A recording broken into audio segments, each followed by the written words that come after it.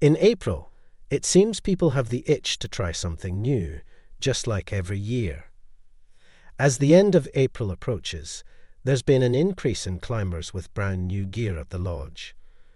While serving meals, I'm constantly on the lookout for anyone who might be overconfident in their shiny new equipment. Preventing accidents before they happen is also part of the job for those of us making a living off the mountain. My name's Jake Sullivan. I just turned 29 this year. If you ask me about my profession, I'd stumble a bit on the answer. Currently, I'm working as a mountain guide and part-time at the lodge. I stay in the US working these part-time jobs, and once I've saved up enough, I set out to conquer mountains overseas. Mountaineering is expensive, and things like permits can be a hassle, so I can't always jump right into it. It's especially tough for a broke climber like me, but a job with a goal in mind doesn't feel like a burden. This season, being able to live and entrust myself to the wilderness is my ideal environment. Today is the last Saturday of April, and many people are heading into a long weekend. The lodge is bustling. There are plenty of regulars, but there was one woman who clearly stood out. She seemed to have depleted quite a bit of energy to get here. Her pale complexion didn't strike me as that of a frequent mountain goer. She was panting and carefully settled herself down at a corner in front of the lodge so as not to get in the way of others. She was constantly checking the heel of her left foot. She probably has a blister from her new hiking boots. I went inside the lodge for a moment, picked up a Band-Aid specially designed for blisters, and approached the woman. The sun hid behind my back, casting a shadow around her as she sat down. When I saw her lift her head in surprise, I was momentarily captivated. I mean, she was more beautiful than any other woman I'd ever met. I'm not sure how to explain it, but she had a sort of translucent, fragile beauty. Her long jet black hair was tied up with a hair tie, but it shone brilliantly. "Excuse me, aren't you getting a blister here? Take this," as I offered her a plaster. She looked at me suspiciously. She seemed to be on guard, being approached by a big guy on top of a mountain. I explained that I was a mountain guide and also worked part-time at a mountain hut. With this, her tension eased a bit. "Thank you," in a small voice. She accepted the plaster. All the while, I couldn't help but look at her gear. It all seemed brand new, like this was her first time hiking. "How far are you planning to go?"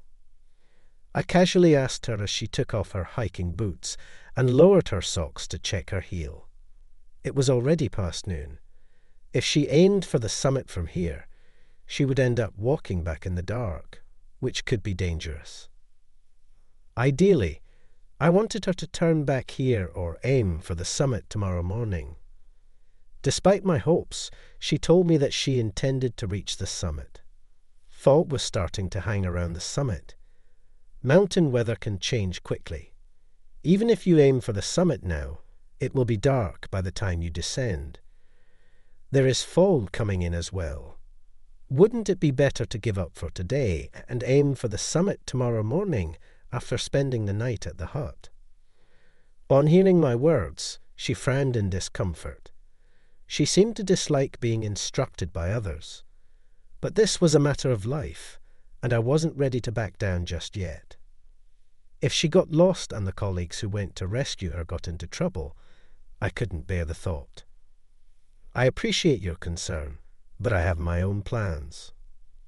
I find it uncomfortable to be directed by a stranger like you." Contrary to her delicate and seemingly quiet appearance, she clearly voiced her opinion. I was a little surprised by this unexpected gap. Casting a glance at me, she quickly started to pack her things. She seemed to want to leave here as soon as possible. "Hold on a minute, are you really going?" She ignored my hurried words. It looked like it was going to be difficult to stop her. I quickly called out to the boss of the mountain hut. explaining that a potentially dangerous guest was going up, and I was going to accompany her. He quickly gave the go-ahead, so I grabbed my always-ready backpack and followed her. Soon, I could see her brand-new backpack. Thinking she might dislike it if I got too close, I kept my distance while watching her clumsy hike. Just as I expected, her pace was slow. All the other hikers we passed were hurrying down the mountain. The fog near the peak thickened, and the scent of rain grew stronger. Unaware of the changing weather, she was persistently moving her feet. Even a dull guy like me could tell that she had some reason for climbing this mountain. I wish I could grant her wish, but this weather isn't good. I caught up with her at a run and called out, "We'll have rain soon. Let's turn back." Caught on the shoulder by me, she turns back in surprise. Her face had turned completely pale. She must have been pushing herself too hard to get this far. It might even be difficult to turn back all at once from here. "You're persistent. Leave me alone." She tried to shake off my hand on her shoulder, but it seems like she didn't have the strength left for even that. The next moment, a streak of lightning flashes followed by a thunderclap. Big droplets of rain started to fall immediately. "Do you have a raincoat?" She shakes her head in response to my question. I was a little annoyed at whatever sports store she had gotten her gear from, not at her. I was annoyed at the salesperson who hadn't given her any rain gear. But this was no time to be annoyed. The rain was getting worse by the second. Second, I hardly set up a small tent in a place off the path that looked safe. For now, get in. Just after I forced the somewhat resistant her into the tent, the rain turned into a downpour. I'm glad we made it in just in time. I was deeply relieved that we got in before we were soaked to the bone. The small tent was barely enough for 2 people. To prevent it from being blown away, I'd go outside once and secure it properly. When I come back into the tent, she silently offers me a towel. Thanks. I gratefully wiped my wet body with a towel. It smelled faintly of fabric softener. It was pouring. The raindrops seemed like they might pierce through the tent. I used solid fuel to boil water and made cocoa. It was a storm outside, but the sweet aroma of the cocoa made me forget about it. The inside of the small tent felt like a different world. "Here you go." As I offered her the prepared cocoa, she slightly nodded and accepted it. The cocoa warmed her from inside. Perhaps it was just my imagination, but her complexion seemed a bit better. Tomorrow morning, let's aim for the summit. There was no response from her to my words. The next morning, the rain ceased as if it had never been. We decided to head for the summit at dawn with the sunrise. She insisted that she could go alone, but I persuaded her and watched from a close but not too close distance. Maybe she was getting used to the mountain a bit. Her footsteps seemed lighter than yesterday. As her determination to reach the summit is so high, she'll surely smile once she reaches the top. I followed her, thinking such thoughts. Now, here comes the unbelievable part. When we finally reached the summit, there was no smile on her face. She was just staring intently at the other mountains visible from the peak. I couldn't possibly think she had come mountain climbing because she liked mountains. She didn't even take pictures or express joy. She left the summit within less than 5 minutes, and just like that, she started descending as if fleeing. She didn't look back at me, and of course, didn't utter a single word of gratitude. I didn't help her because I wanted gratitude, but it still saddened me. In the end, I never even got to know her name. I've met an unbelievably rude woman as soon as I got back to the cabin. I told my part-time colleagues about last night. I rarely get angry, but my colleagues found it funny and laughed at me, holding their stomachs. I truly thought she was a rude woman. That was my first encounter with her. Mountains are inherently dangerous, and even skilled people can abruptly lose their lives. A senior who guides mountain climbing with me, called Bob, once lost a climbing partner on a mountain abroad. Both of them had a long history of climbing and were skilled. It's sudden. Bob chuckled bitterly. Today was the 3rd anniversary of his climbing partner's death. He asked me to accompany him to pay respects. So I went with him to buy incense and flowers for the deceased's grave. The destination was a well-kept cemetery. In one corner of the cemetery, I saw a figure praying early in front of the tombstone. As we approached, the figure quickly stood up. What? It's the rude woman I met on the mountain the other day. In my astonishment, the truth slipped out of my mouth. Suddenly, Bob reached out and covered my mouth. Bob, you remembered my husband's 30-year anniversary, didn't you? She quietly said.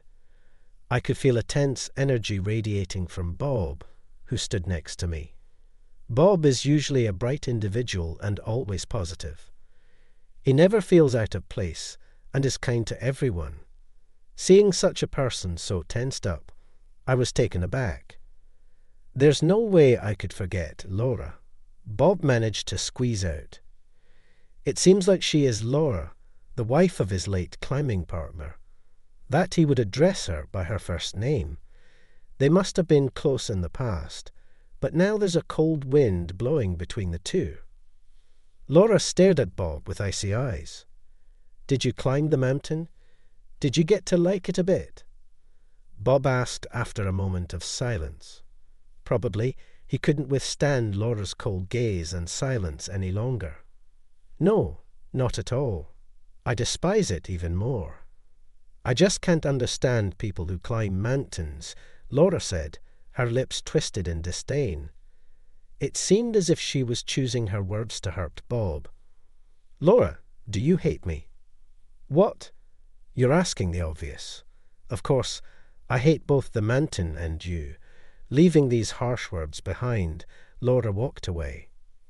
After she left, Bob just crumbled and sat down on the spot. That night, I went out for drinks with Bob. I was worried about letting him go home alone. He rarely got drunk, but that night he was terribly inebriated.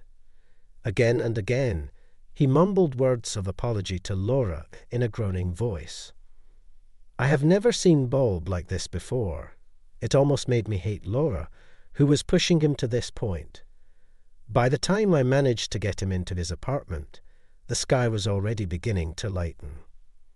The next day, Bob was back to his usual self, looking a little shy.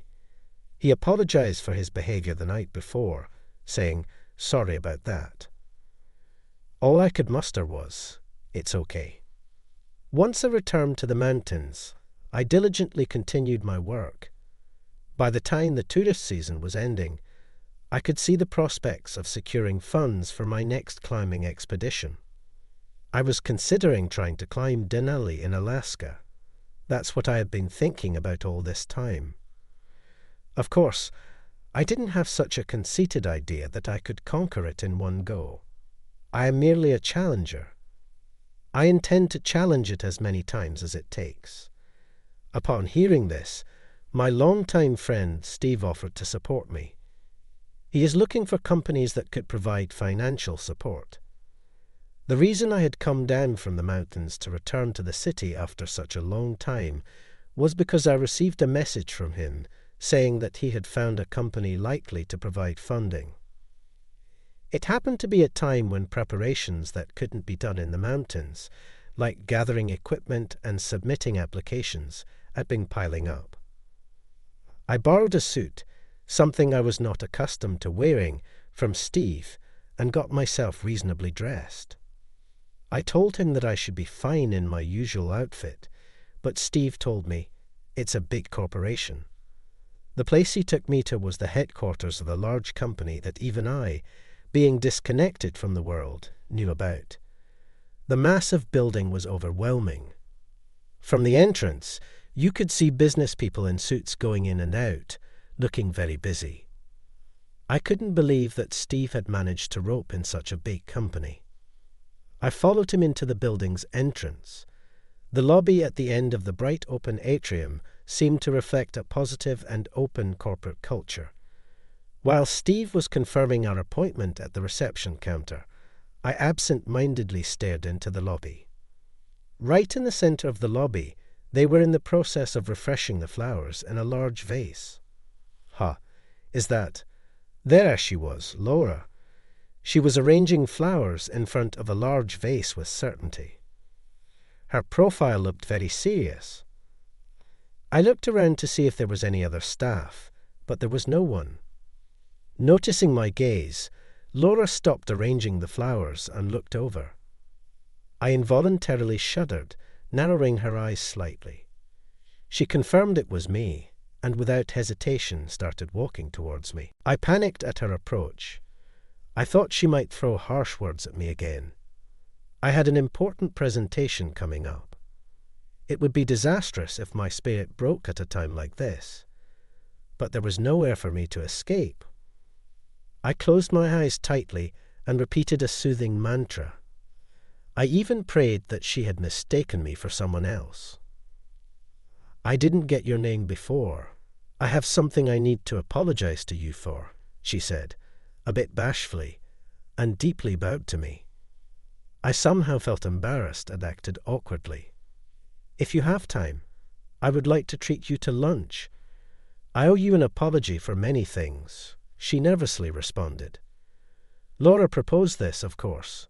I readily agreed. Laura smiled happily and said, "I'm glad," upon hearing my response. The presentation to the company was a great success, and it was decided we would receive financial support. It seems they'll also provide us with gear. It's truly a blessing. I deeply appreciated Steve's effort. Laura arrived a bit late to the entrance where we decided to meet. "I'm sorry. I was tied up with some work stuff," she said, panting. "I guess she's just my type. I've never felt like this in my life before." The place Laura had reserved was a restaurant serving Nepalese cuisine. It seems it was her late husband's favorite restaurant. The dal soup with spices, herbs, and beans was also my favorite, so I was genuinely happy that she chose this restaurant. He used to bring me here a lot. He said he would eat this in Nepal as well. He used all kinds of ways to try to take me to the mountains. She smiled a little sadly, remembering her late husband. When asked by Laura, I told her that they've become our corporate sponsor. I informed Laura that I would be challenging Denali next, I said. She frowned a little at that. "Denali, it's been a while since I've heard that. It's a mountain that every climber longs for," she said. She must have heard it numerous times from her husband. Perhaps even Laura's husband had expressed his desire to challenge Denali. I'm sorry," I said, without thinking. At my words, Laura's eyes widened in surprise, and then in the next moment, her eyes narrowed in a smile. "Don't be silly. There's nothing to apologize for," she said, with a tone like she was talking to a child. I found myself feeling somewhat diminished. I'm not a child who can't understand what he said in his dreams, but hatred and forgiveness are complicated things, Laura said. For the first time, I felt like I touched the folds of a human heart. It was delicate, complex, and sometimes troublesome, but it felt like evidence of being human, I said. "Perhaps you don't have to forgive. That's the general public's opinion, not necessarily how you feel, right?" I said, unsure if I should say such a thing, but I could not say it. There's no need to conform to a certain mold. You can hate when you feel hatred, forgive when the time comes to forgive. I think that kind of freedom should be allowed, I said. As we said goodbye, Laura reached out her hand for a handshake. I firmly gripped her slender hand in return. She didn't say a word, but I felt like her hand was saying, "Come back alive." I met Laura again a year and a half after that day. My attempt at Denali had ended in failure, I said. Bad weather played a part, but the mistake was mine. It would be fair to say that it was a desperate retreat, I continued. In the continuing bad weather, I dug a snow cave and endured. If rescue had come even a day later, I don't think I would have survived, I explained. When I woke up in the hospital, flown in by helicopter, all medical procedures had been completed. I had 2 toes and my right little ring finger amputated due to frostbite, I said. When I heard about the procedure, I didn't feel despair. I just thought that I could still climb. It might sound stupid, but that's really what I thought, I admitted. The first thing I did today after finishing my treatment and finally returning to the States was to look for a hamburger shop. I just wanted to have American food, and I couldn't help it, I said. After one bite, I felt like crying. I felt like I had finally come home, I added. Next, I went to see Laura. I knew where her flower shop was before leaving the States, I said. Not wanting to disturb her work, I waited at a nearby cafe until her shop closed. I could see Laura working.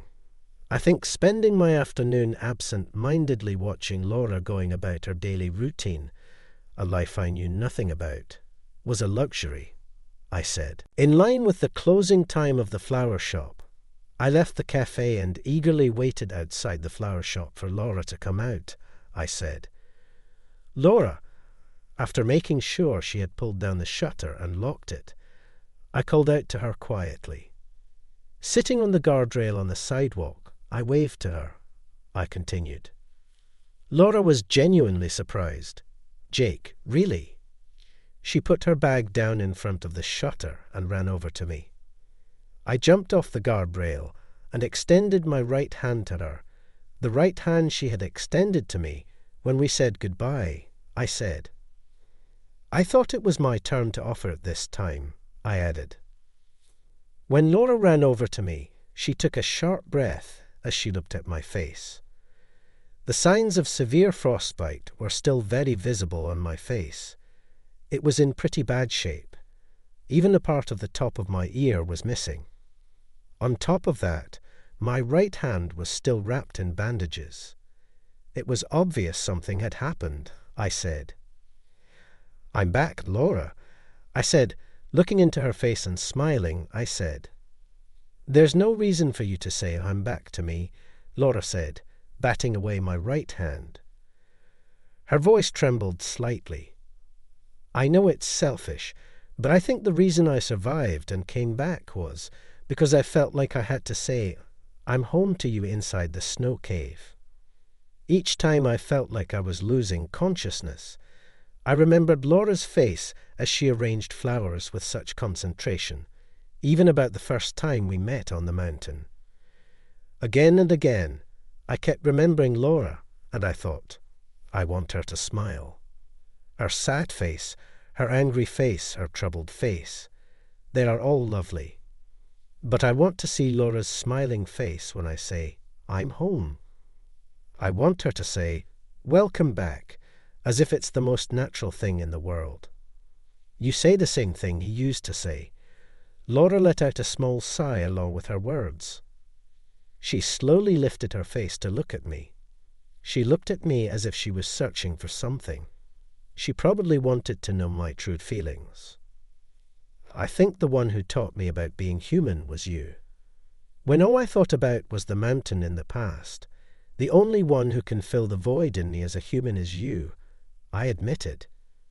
Probably I was a bit embarrassed and my voice trailed off towards the end, but that's how I really feel. Will you feel the void in my heart? At Laura's words, I nodded enthusiastically and picked her up like a child. I'm home, Laura. When I put my forehead to hers and said that, Laura chuckled. Welcome back. I'm glad you're safe. Laura's smile was clear like glass, and it was the kind of smile that made me feel like I had to protect her forever. A few years later, I challenged Denali once again and succeeded from the summit. I made a call via satellite phone to report my successful climb.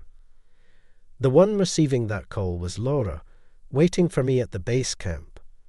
Remembering her smile as she enthusiastically said she'd be the first one to say, "Welcome back." "I'll be back soon," I said at the end of the call. On the other side of the phone, Laura answered with yes.